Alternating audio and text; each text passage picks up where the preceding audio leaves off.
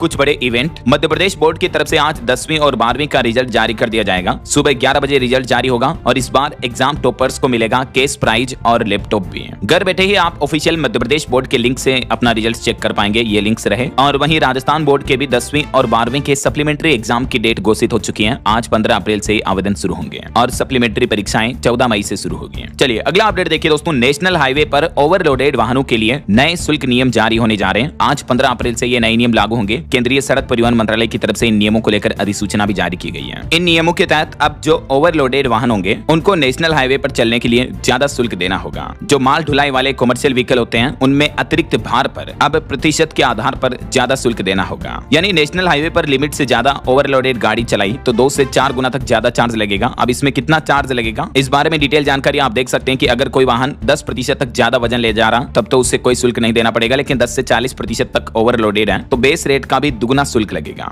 और ये ओवरलोडिंग की जांच कहां होगी तो टोल प्लाजा पर ही जांच की जाएगी। और भी इन नियमों की डिटेल जानकारी आप देख सकते हैं इस इन्फोग्राफ में। चलिए अगला अपडेट देखिए, हज यात्रियों को आज लास्ट मौका है। 15 अप्रैल तक अपनी फ्लाइट कंफर्म करना जरूरी है। ऑनलाइन कंफर्मेशन के बिना नहीं मिलेगा आपको किट और बोर्डिंग पास भी। उत्तर प्रदेश राज्य हज समिति की तरफ से हज यात्रियों के लिए महत्वपूर्ण निर्देश जारी किए हैं। वहीं ईरान के पूर्व सुप्रीम लीडर अली खामेनेई के निधन पर आज 15 अप्रैल को राजस्थान के जयपुर में श्रद्धांजलि सभा का आयोजन होगा। भीड़ जुटाने का टारगेट भी रखा गया है। और स्टूडेंट के लिए एक और अपडेट है, AI यानी आर्टिफिशियल इंटेलिजेंस, ड्रोन और रोबोटिक्स पर इंटर्नशिप कार्यक्रम से जुड़ने का मौका है। MMUT आज 15 अप्रैल से ही इसके लिए रजिस्ट्रेशन शुरू करने जा रहा मदन मोहन मालवीय प्रौद्योगिकी विश्वविद्यालय द्वारा। वहीं दोस्तों उत्तर प्रदेश में वाहन मालिकों के लिए भी आज से नया नियम लागू होने जा रहा। जल्द से जल्द करवा लें ये काम, वरना 15,000 रुपए तक का चालान कट सकता है। बात कुछ यूं है कि यूपी में अब आज 15 अप्रैल से ही बिना हाई सिक्योरिटी नंबर प्लेट वाले वाहनों का प्रदूषण जांच नहीं होगा। HSRP यानी हाई सिक्योरिटी नंबर प्लेट लगाना जरूरी होगा गाड़ी पर, तभी आपका पोल्यूशन सर्टिफिकेट बन पाएगा, वरना आपको 5,000 से लेकर 10,000 और 15,000 रुपए तक का भी जुर्माना चुकाना पड़ सकता है। तो सभी गाड़ियों पर जो भी 4 व्हीलर वगैरह आपके पास HSRP नंबर प्लेट अवश्य लगवा लें। चलिए खबर है, राजस्थान सरकार ने पंचायत चुनाव टालने के लिए एक बार फिर से हाईकोर्ट का दरवाजा खटखटाया और 15 अप्रैल की समय सीमा बढ़ाने की भी मांग की है। वहीं हरियाणा पुलिस भर्ती पर भी बड़ा अपडेट आ रहा। आज 15 अप्रैल से शुरू होंगे शारीरिक माप और स्क्रीनिंग टेस्ट यानी फिजिकल टेस्ट आज से शुरू होने जा रहे हैं। और श्रद्धालुओं के लिए खबर है, अमरनाथ यात्रा 2026 के लिए आज 15 अप्रैल से रजिस्ट्रेशन शुरू हो जाएंगे। पात्रता के साथ ऑनलाइन और ऑफलाइन दोनों तरीके से आप आवेदन कर पाएंगे। अमरनाथ यात्रा से जुड़ी ये ऑफिशियल वेबसाइट है, इसके माध्यम से आपको जानकारी मिल जाएगी और ऑनलाइन रजिस्ट्रेशन की प्रक्रिया भी आप इसी वेबसाइट पर जाकर अप्लाई कर सकते हैं। वहीं दोस्तों उत्तराखंड केदारनाथ हेली सेवा के लिए भी आज 15 अप्रैल से बुकिंग शुरू हो जाएगी। सभी टिकट केवल ऑनलाइन माध्यम से ही मिलेंगे, इस आधिकारिक वेबसाइट के माध्यम से।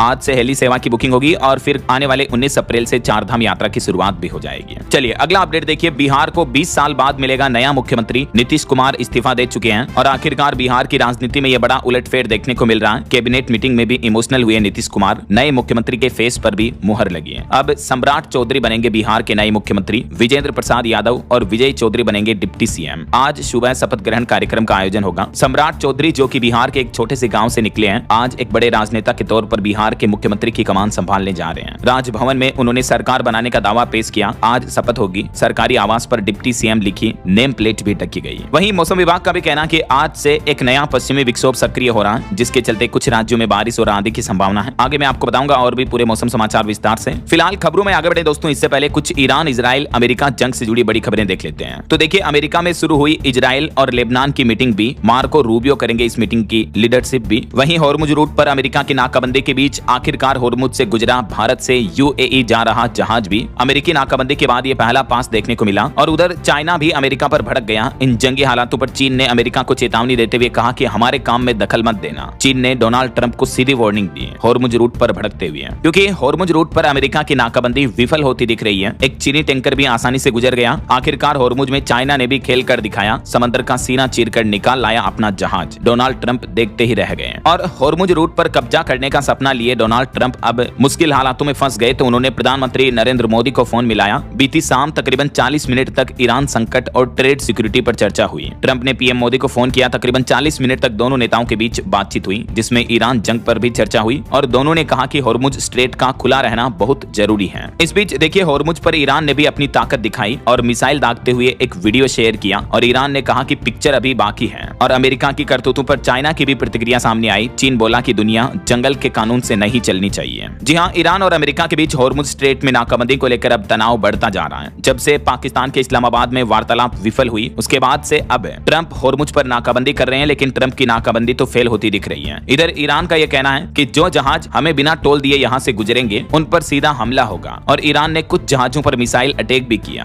और ये मिसाइल अटैक का वीडियो शेयर करते हुए कैप्शन में ईरान ने लिखा कि अभी तो सिर्फ ट्रेलर है, पिक्चर अभी बाकी है। और वहीं दोस्तों, भले ही इजराइल के साथ मिलकर अमेरिका ने ईरान पर शुरुआत में हमला किया हो, लेकिन अब इजराइल अमेरिका को पीछे पटकता नजर आ रहा। देखिए, इजराइल के इंडिपेंडेंस डे समारोह पर भी ट्रंप का नाम बाहर कर दिया गया। अब उन्हें नहीं मिलेगा बड़ा सम्मान, यहाँ तक कि ऑनलाइन भी ट्रंप इस कार्यक्रम में शामिल नहीं हो पाएंगे। अमेरिकी राष्ट्रपति डोनाल्ड ट्रंप का इजराइल दौरा भी अब रद्द माना जा रहा है। इधर ब्रिटेन के प्रधानमंत्री कीर स्टारमर ने भी लेबनान पर इजरायली हमलों को रोकने का आह्वान किया और तत्काल युद्ध विराम की मांग की। वो बोले कि इजराइल के हमले गलत हैं, बमबारी अब रुकनी चाहिए। और एक चौंकाने वाली रिपोर्ट सामने आ रही है कि अगर ईरान, अमेरिका और इजराइल का युद्ध लंबा चला तो ग्लोबल एनर्जी पर बड़ा असर दिखेगा। दुनिया को लंबे समय तक करना होगा ऊर्जा संकट का सामना भी। विशेषज्ञों का यह मानना है कि तेल और गैस की कीमतें कई सालों तक ऊंची रहेगी अगर यह संकट लंबा चला तो। वहीं यूरोप ने भी अब ईरान के खिलाफ अपना मोर्चा खोल दिया। खुलकर खाड़ी देशों के साथ आया यूरोप और बोला कि हॉर्मुज रूट अगर जल्दी नहीं खोला गया तो अब हम भी ईरान पर हमला करेंगे। कहीं न कहीं ऐसा लग रहा दोस्तों कि ये जो जंग है ये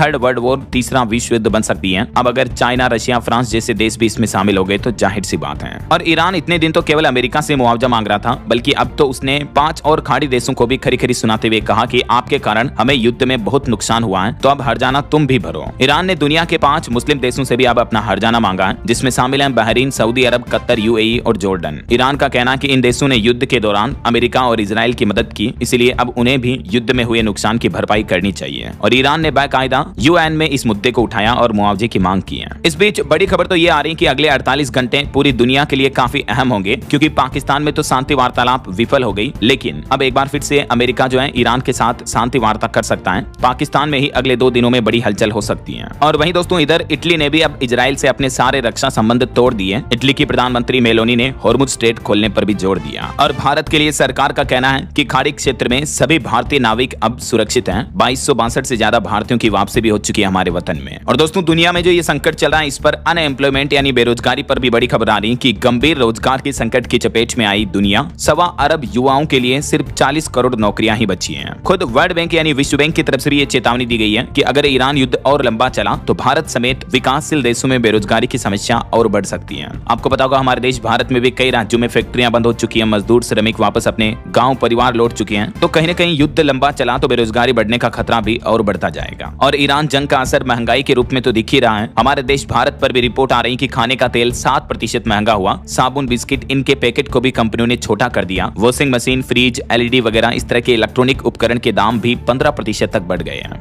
ईरान समेत पूरे पश्चिम एशिया में जो तनाव के हालात पैदा हुए हैं, उसके चलते आम भारतीयों का घरेलू खर्च भी अब बढ़ने लगा है। इस बीच अमेरिकी राष्ट्रपति डोनाल्ड ट्रंप का कहना है कि ईरान से 2 दिन में फिर से बातचीत हो सकती है। वो बोले कि आसिम मुनीर का काम बेहतर है, इसलिए पाकिस्तान में ही मीटिंग होने की संभावना है। तो फिलहाल ईरान, इजराइल, अमेरिका जंग को लेकर ये लेटेस्ट अपडेट रहे। चलिए आगे बढ़ते हैं अपन खबरों में। देखिए अगली खबर, लोकसभा सीटें 543 से बढ़ाकर 850 करने का प्रस्ताव पेश किया गया संसद भवन में। 2029 से ही ये सिस्टम लागू होगा, क्योंकि महिलाओं को 33% आरक्षण देने के लिए ये सीटें बढ़ाई जा रही हैं। तो इस मुद्दे पर तेलंगाना के मुख्यमंत्री ने भी प्रधानमंत्री नरेंद्र मोदी को चिट्ठी लिखी, जिसमें उन्होंने लिखा कि दक्षिण राज्यों को सीटें बढ़ाना मंजूर नहीं है। और महिला आरक्षण पर पीएम नरेंद्र मोदी ने भी देश की महिलाओं, माताओं, बहनों के नाम पर चिट्ठी लिखी, जिसमें उन्होंने लिखा कि भारत की बेटियों से उनके हक के लिए सालों तक इंतजार करने नहीं कह सकते हैं। इस मुद्दे पर प्रधानमंत्री नरेंद्र मोदी बोले कि 2029 के चुनाव में देश की बेटियों, महिलाओं को उनका हक देंगे। दिल्ली से देहरादून का सफर अब 2.5 घंटे में पूरा हो पाएगा, क्योंकि पीएम मोदी ने उत्तराखंड दौरे के दौरान यहां एक नए एक्सप्रेसवे का उद्घाटन भी किया।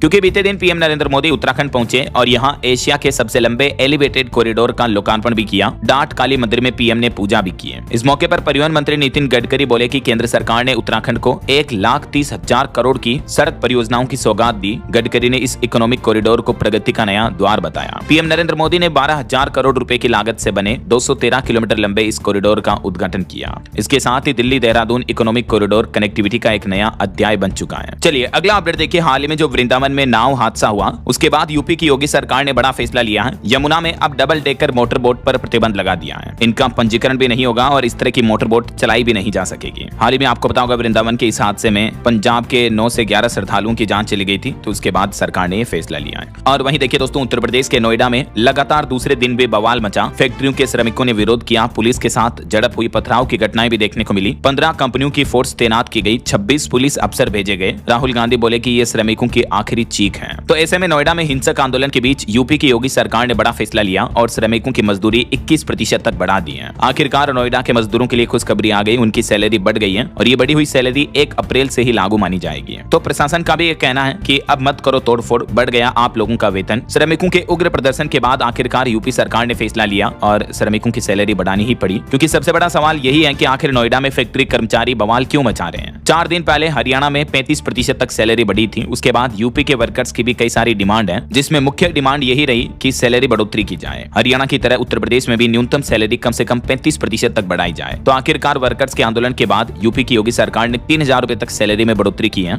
कहां कितनी की इतनी सैलरी बढ़ाई गई, जिसकी डिटेल जानकारी आप इस चार्ट में देख सकते हैं। और ये जो नई बढ़ी हुई सैलरी है, ये अप्रैल से ही लागू मानी जाएगी। हालांकि इसके अलावा भी फैक्ट्री कर्मचारियों की कुछ प्रमुख मांगे हैं, जैसे ओवरटाइम करने पर दुगुना भत्ता मिले, बोनस सीधे बैंक अकाउंट में, हर महीने की 10 तारीख तक वेतन और सैलरी स्लिप मिले। तो इन मांगों को भी, ज्यादातर मांगों को यूपी सरकार ने लागू कर दिया है। अच्छा, वैसे सैलरी बढ़ोतरी पर एक रिपोर्ट सामने आ रही है कि इस साल 2026 में उत्तर प्रदेश समेत 12 राज्यों ने बढ़ाया फैक्ट्री कर्मचारियों का न्यूनतम वेतन भी। किन किन स्टेट में यह बढ़ोतरी की गई है, जिसकी जानकारी आप ये भारत के मानचित्र में देख सकते हैं। और इधर देखिए, हरियाणा गुरुग्राम में भी आंदोलन के बीच एक बड़ी साजिश रची जा रही है। एक फैक्ट्री मैनेजर को मारकर दंगा भड़काने की प्लानिंग थी। कर्मचारियों के व्हाट्सएप ग्रुप में यह मैसेज वायरल हो रहा है कि बियर और पेट्रोल की बोतलें भरो, फेंको और फैक्ट्री में आग लगा दो। तो इस मामले में अब तक 61 लोगों को गिरफ्तार कर लिया गया है। और आंदोलन के बीच नोएडा में, बिलासपुर में 32 सीसीटीवी कैमरे भी लगाए गए हैं, जिनसे अराजक तत्वों पर पैनी नजर रखी जाएगी। वहीं इस माहौल के बीच उत्तर प्रदेश के मुख्यमंत्री योगी आदित्यनाथ ने भी अपने संबोधन में कहा कि नोएडा में फिल्म सिटी बन रही है, ताकि सहारनपुर के लड़कों को बाहर नहीं जाना होगा, बांटने वाले विकास नहीं कर सकते हैं। और एक रिपोर्ट सामने आ रही है कि यूपी में आगजनी के 26 मामलों की तो आतंकी जांच भी की जाएगी। एनआईए ने 3 आतंकियों के खिलाफ लुकआउट नोटिस भी जारी कर दिया है। इधर हरियाणा के मानेसर में भी श्रमिकों की रिहाई को लेकर अब कल 15 अप्रैल को पूरे हरियाणा में विरोध प्रदर्शन होगा। 55 मजदूरों को जो गिरफ्तार किया गया, उनकी रिहाई की मांग कर रहे हैं श्रमिक संगठन। चलिए अगली बड़ी खबर देखिए। एनएसए अजीत डोभाल बोले, जो हमारे देश के राष्ट्रीय सुरक्षा सलाहकार हैं, उन्होंने यूनिवर्सिटी के दीक्षांत समारोह के संबोधन में कहा कि जंग का मकसद दुश्मन का मनोबल तोड़ना है। तो देश की सुरक्षा सिर्फ सेना की ताकत से तय नहीं होती है, बल्कि इसमें जनता की इच्छा शक्ति भी सबसे जरूरी होती है। और बड़ी खबर देखिए, पश्चिम बंगाल में चुनावी माहौल के बीच आईपैक डायरेक्टर विनेश चंदेल को गिरफ्तार कर लिया है। बंगाल चुनाव से ठीक 10 दिन पहले ईडी की कोयला घोटाले में यह बड़ी कार्रवाई देखने को मिली है। टीएमसी बोले कि इससे डर का माहौल बनता है। पॉलिटिक्स के कुछ और अपडेट देखिए। पश्चिम बंगाल के कोलकाता में बीजेपी और टीएमसी कार्यकर्ताओं के बीच मारपीट भी देखने को मिली, क्योंकि गृह मंत्री अमित शाह ने हुमायूं कबीर को बताया था ममता का एजेंट, तो राहुल गांधी ने 5 वादे भी किए। ये चुनावी माहौल चल रहा। हालांकि इस बीच अमित शाह का कहना कि बंगाल में नहीं बनने देंगे बाबरी मस्जिद, 2 टूक जवाब देते हुए उन्होंने कबीर और ममता दोनों पर निशाना साधा। वहीं देखिए, पंजाब में सांसद अमृतपाल को लाने से हालात बिगड़ेंगे। पंजाब की राज्य सरकार ने केंद्रीय गृह मंत्रालय को यह पत्र लिखा। 23 अप्रैल को खत्म हो रही है एनएसए की अवधि। चलिए अगली खबर देखिए। राजस्थान सरकार का नया प्लान है। अब स्कूलों में घसीटाराम, नाहर जैसे अटपटे नाम बदल सकेंगे बच्चे बच्ची। सरकार नए नामों का ऑप्शन देगी बच्चों को नाम परिवर्तन करने का। राजस्थान के शिक्षा मंत्री बोले कि हालांकि किसी पर कोई दबाव नहीं होगा, क्योंकि गांव में अक्सर आपको पता होगा छोटे बच्चों के इस तरह के नाम रखे जाते हैं, घसीटाराम, नाहर, शैतान, खोजाराम। तो इस तरह के अजीब नामों को बदलने के लिए राजस्थान शिक्षा विभाग बच्चों को मौका दे रहा। छोटी क्लासों में ही बच्चे अपना नाम परिवर्तन करवाएंगे। राजस्थान सरकार सार्थक नाम अभियान नाम से ये नया अभियान भी शुरू करने जा रही है स्कूलों में।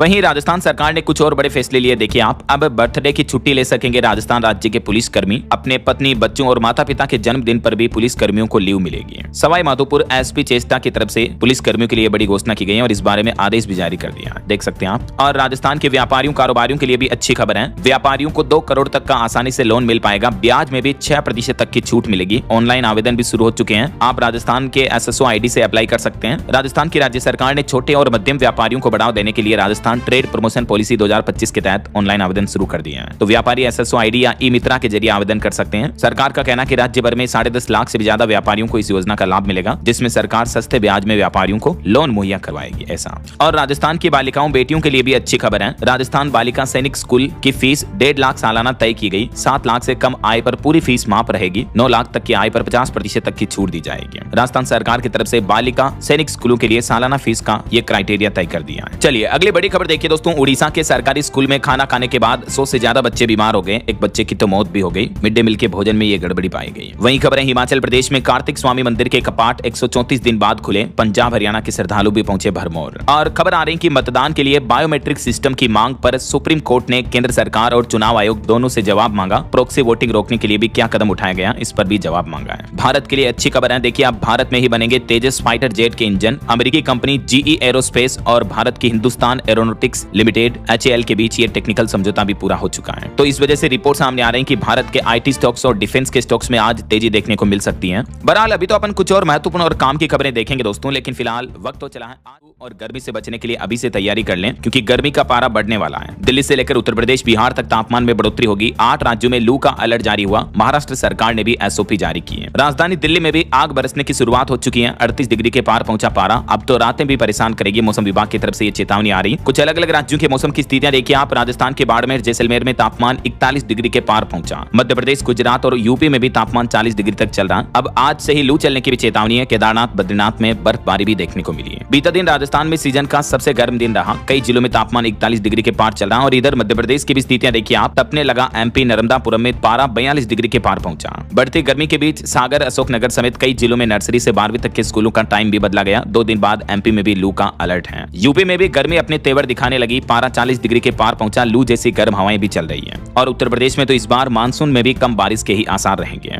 इधर बिहार में देखिए, दक्षिण मध्य बिहार में 18 तारीख के बाद तापमान 40 डिग्री के पार पहुंच जाएगा। हीट वेव जैसे हालात होंगे। हरियाणा के भी 19 शहरों में पारा 35 डिग्री के पार पहुंचा। अभी तो 4 से 6 डिग्री और बढ़ेगा। और ऐसे ही छत्तीसगढ़ में भी गर्मी बढ़ेगी। 5 डिग्री तक तापमान बढ़ने की चेतावनी है। झारखंड में भी आज से पारा बढ़ेगा। 35 डिग्री के पार पहुंचा तापमान। पंजाब, चंडीगढ़ में भी अब मौसम ड्राई रहेगा। दिन में तेज धूप निकलेगी। हालांकि पहाड़ी राज्यों में कुछ बर्फबारी के हालातों से राहत मिली हुई है। जैसे उत्तराखंड में बद्रीनाथ, केदारनाथ धाम में बर्फबारी हुई तो शाम के समय मैदानी इलाकों में भी पारा गिरा। लेकिन 2 दिन बाद उत्तराखंड में फिर से बिगड़ेगा मौसम। हिमाचल प्रदेश में भी आज का मौसम साफ रहा। निचले इलाकों में गर्मी का एहसास हुआ। 17 अप्रैल के बाद हिमाचल में फिर से बारिश और बर्फबारी की चेतावनी है। बाकी अगले 2 दिन मौसम का हाल क्या रहेगा आज और कल 15 और 16 अप्रैल को देख सकते हैं आप। ज्यादातर राज्यों में गर्मी बढ़ेगी ही कुल मिलाकर। हालांकि बारिश की चेतावनी है अगले 12 घंटों में अरुणाचल प्रदेश, सिक्किम, पश्चिम बंगाल, इन 3 राज्यों में। बाकी कहीं भी बारिश का अलर्ट नहीं है। और इस साल तो मानसून भी कमजोर रहने वाला। मैंने आपको रिपोर्ट बताई थी एल नीनो के कारण। एक तो मानसून देरी से भी आएगा और बारिश भी कम होगी इस साल। ऐसा चलिए मौसम के बाद आगे बढ़ते खबरों में कुछ मार्केट अपडेट्स पर नजर डाल लेते हैं। सबसे पहले भारत के लिए एक अच्छी रिपोर्ट सामने आ रही। देखिए IMF ने भी माना भारत का लोहा। कहा कि 6.5% की रफ्तार से दौड़ेगी भारतीय अर्थव्यवस्था। जी हाँ, दुनिया में जो पश्चिम एशिया संकट चल रहा है, इस बीच भी भारतीय अर्थव्यवस्था मजबूत है। IMF यानी इंटरनेशनल मॉनेटरी फंड, अंतर्राष्ट्रीय मुद्रा कोष की रिपोर्ट के मुताबिक वैश्विक झटकों के बीच भारत की मजबूत आर्थिक उड़ान देखने को मिलेगी। 2025-26 में 7.5% विकास दर का अनुमान लगाया और 2026 में भी 6.5% की विकास दर का अनुमान है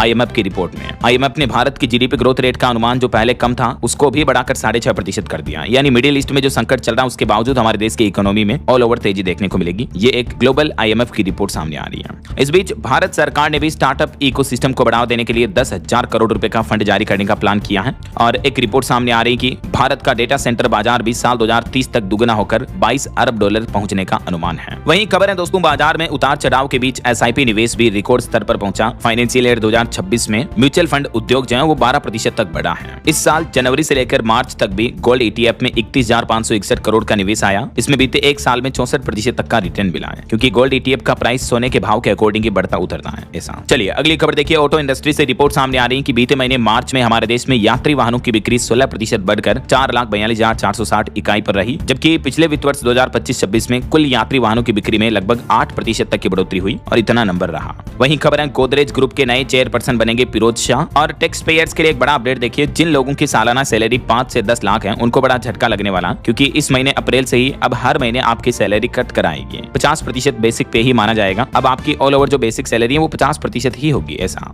अब सरकार जो अप्रैल से ही ये नए नियम लागू करने जा रही है, इसकी कैलकुलेशन गणित आप देख सकते हैं कितना कटेगा सैलरी से पैसा और कितना आपको इन हैंड सैलरी मिलेगी, क्योंकि PF का कैलकुलेशन बेसिक सैलरी के 12% के आधार पर होगा। तो अब आपकी सैलरी ज्यादा कट कराएगी। हालांकि ऑल ओवर तो इसका आपको फायदा होगा ही लॉन्ग टर्म में, लेकिन मंथ वाइज जो सैलरी है वो इन हैंड केस सैलरी आपको कम मिलेगी। ऐसा चलिए आगे बढ़ते खबरों में कुछ दुर्घटनाओं से जुड़ी और क्राइम जगत से जुड़ी खबरें देखिए दोस्तों। छत्तीसगढ़ के वेदांता पावर प्लांट में भीषण विस्फोट की घटना देखने को मिली। बॉयलर फटने से 12 मजदूरों की मौत हो गई, जबकि 30 से ज्यादा घायल हो गए। बड़ा ही भयानक घटना देखने को मिली छत्तीसगढ़ के शक्ति जिले में वेदांता पावर प्लांट में। ये बॉयलर ब्लास्ट में 12 मजदूरों की जान चली गई। ये घटनास्थल से जुड़ी कुछ तस्वीरें भी आप देख सकते हैं। इस घटना पर प्रधानमंत्री नरेंद्र मोदी ने भी मृतकों के परिजनों को 2-2 लाख रुपए देने का ऐलान किया। घायलों को 50-50 हजार रुपए मिलेंगे। और मध्य प्रदेश की एक बड़ी शर्मनाक घटना देखिए। बॉयफ्रेंड संग मिलकर पति को तलवार से टुकड़ों में काट दिया, शव को जला दिया, जेसीबी से गड्ढा खोदकर गाड़ भी दिया। उस पिता की छोटी बेटी बोली कि पापा को रात में ले गए थे मम्मी और अंकल। मध्य प्रदेश के मंदसौर जिले की ये बड़ी ही शर्मनाक घटना देखने को मिली है दोस्तों।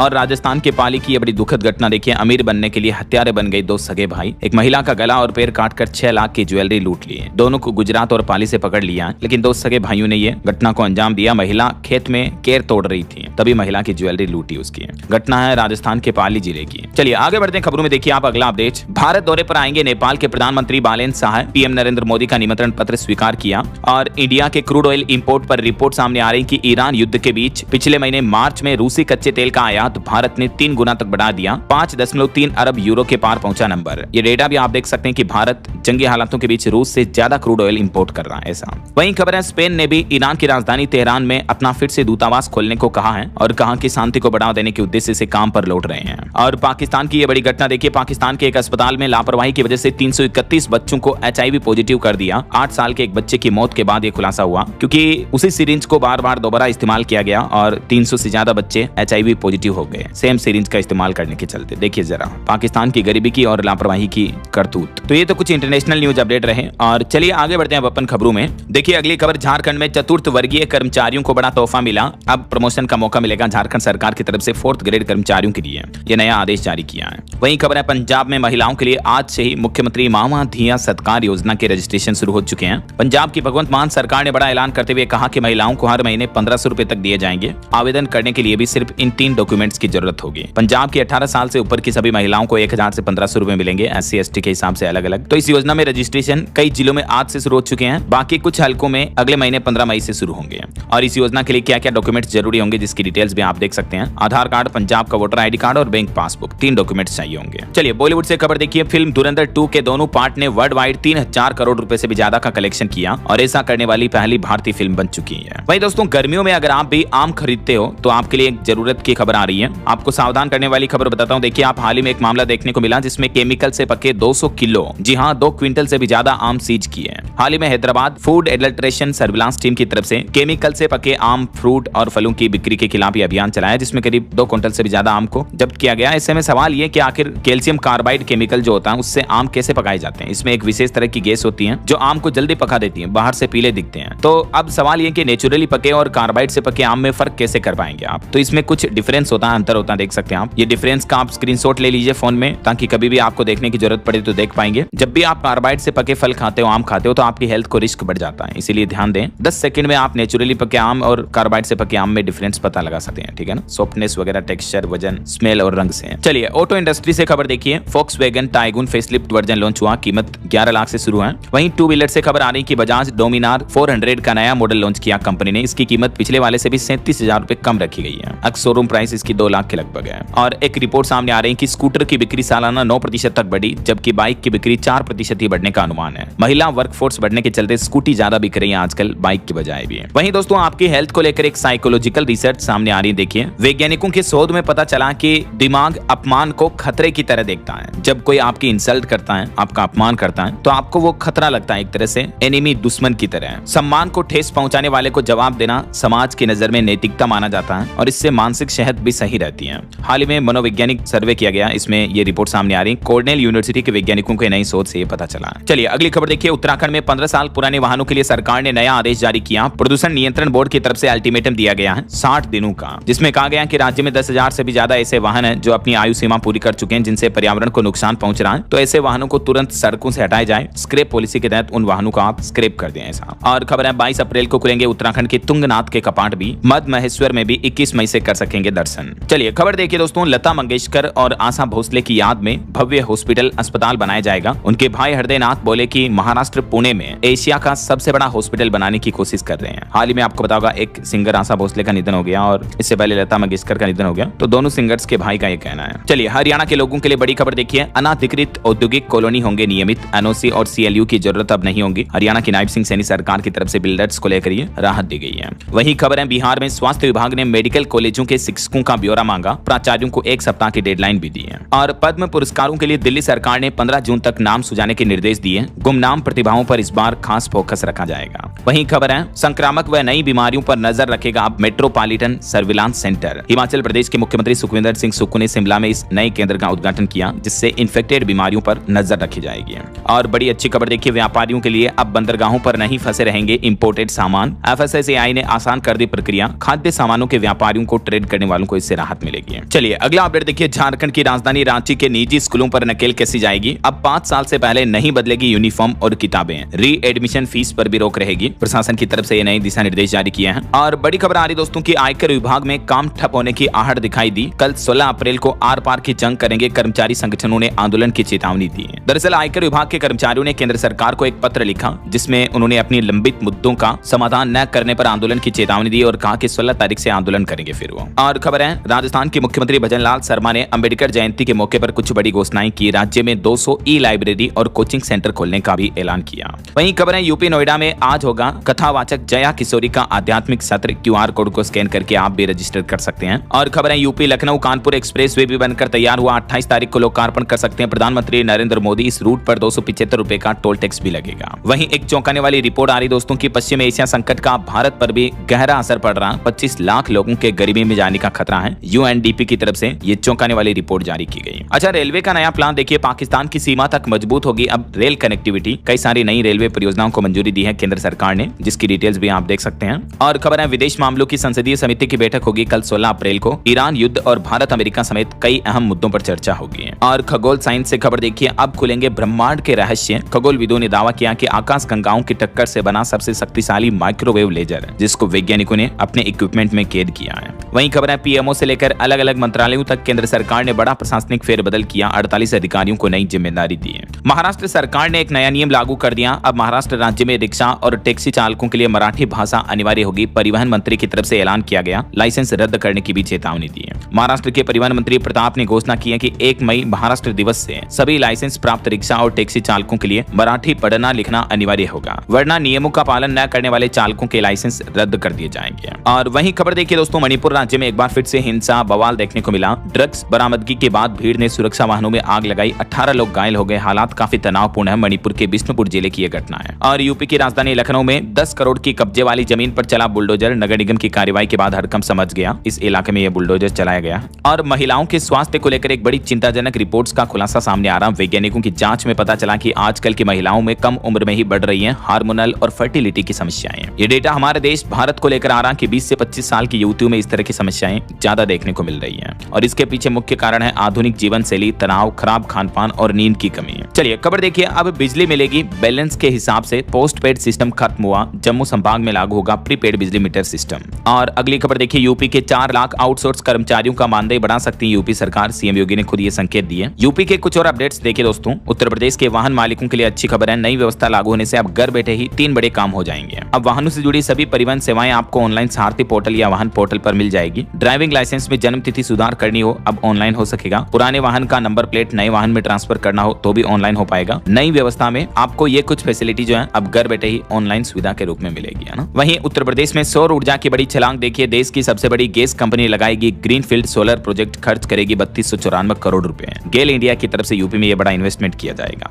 यूपी बागपत वालों के लिए भी जरूरी खबर है। 150 एकड़ की भूमि पर बनेगा अंतर्राष्ट्रीय योग एवं वेलनेस सेंटर। और यूपी गाजियाबाद में तो देखिए अब घर बनाने से पहले आपको एक पेड़ लगाना, पौधा लगाना जरूरी होगा, वरना घर बनाने का नक्शा पास नहीं होगा। GDA यानी गाजियाबाद विकास प्राधिकरण की तरफ से अप्रैल से यह नया नियम लागू कर दिया गया है। वहीं यूपी अयोध्या होकर अब अगर आप जाओगे तो दुगना किराया लगेगा। 16 अप्रैल से बदल रहा रास्ता। बहराइच के लिए चलेगी 100 से ज्यादा बसें। देख सकते हैं आप डिटेल्स। और आपकी हेल्थ को लेकर एक और चौंकाने वाली रिपोर्ट सामने आ रही है कि आयरन ही नहीं बल्कि विटामिन B व जिंक की कमी से भी हो रही है एनीमिया की समस्या। ये झारखंड राज्य का डेटा देखिए। राज्य में लगभग 65% महिलाएं एनीमिक हैं यानी खून की कमी से ग्रसित हैं। और देश भर में एनीमिया रोग ज्यादा बढ़ रहा है। रिम्स के डॉक्टरों ने इसको लेकर रिसर्च भी किया और ये जानकारी सामने आई है। चलिए खबर है दोस्तों, बिहार में हड़ताल पर गए 41 अंचल अधिकारियों को भी निलंबित कर दिया। और हरियाणा में शहरी गरीब परिवारों को भी अब अपना खुद का घर मिलेगा। 2646 मकानों को नायब सिंह सैनी सरकार की मंजूरी मिल चुकी है। वहीं चंडीगढ़ में भी जनगणना 2027 की तैयारियां शुरू हुई। पहली बार प्रक्रिया डिजिटल होगी। 1 मई से पहला चरण शुरू होगा। और अच्छी खबर आ रही कि पेटीएम पर अब हिंदुस्तानियों का हक है। विदेशी निवेशकों का दबदबा खत्म हो चुका है। लोकल इन्वेस्टर्स ने दम दिखाया और पेटीएम कंपनी में अभी भारतीय निवेशकों की हिस्सेदारी 50% से भी ज्यादा बढ़ गई है। ऐसा एक रिपोर्ट सामने आ रही है कि सोलर एनर्जी में भारत बनेगा नया सुल्तान। चाइना के बाद दूसरा सबसे बड़ा मार्केट बनने जा रहा है सोलर एनर्जी में। NSEFI के डेटा के मुताबिक इस साल 2026 तक भारत दुनिया का सेकंड लार्जेस्ट सोलर एनर्जी वाला मार्केट बन जाएगा। वहीं EPFO का नया तोहफा देखिए, अब गलत मेंबर आईडी को डी-लिंक करना आसान हुआ और PF विड्रॉल में भी कोई रुकावट नहीं आएगी। EPFO की तरफ से यह नया सिस्टम शुरू किया गया, डिटेल्स आप देख सकते हैं। वहीं खबर है दोस्तों, 1 अप्रैल से हरियाणा में भी सैलरी बढ़ चुकी है मजदूरों की, श्रमिकों की। अब 15,221 से कम किसी की भी मजदूरी नहीं होगी। यह हरियाणा सरकार की तरफ से एक बार फिर से नोटिफिकेशन जारी किया गया। नोएडा में बढ़ रहे तनाव के बीच देख सकते हैं अकुशल, अर्धकुशल, सकुशल श्रमिकों की मजदूरी कितनी बढ़ाई गई है। चलिए बड़ी खबर देखिए, भारतीय स्टेट बैंक SBI के खाताधारकों के लिए बड़ी चेतावनी आ रही कि आपका बैंक बैलेंस 0 हो सकता है। योनो ऐप से जुड़ा सोशल मीडिया पर एक मैसेज वायरल हो रहा जिसमें बताया जा रहा है कि आप अपनी KYC करें और इसको लेकर एक फर्जी APK ऐप डाउनलोड करने की लिंक दी जाती है, तो ऐसा फर्जी ऐप डाउनलोड ना करें। PIB फैक्ट चेक की तरफ से एक क्लेरिफिकेशन जारी किया गया है। अगर आपको योनो ऐप अपडेट करना ही है तो आप प्ले स्टोर या एप्पल के ऐप स्टोर पर ही अपडेट करें, ठीक है ना। ऐसा कोई लिंक वगैरह क्लिक ना करें व्हाट्सएप सोशल मीडिया पर फैलाए जाने वाले मैसेज के साथ में।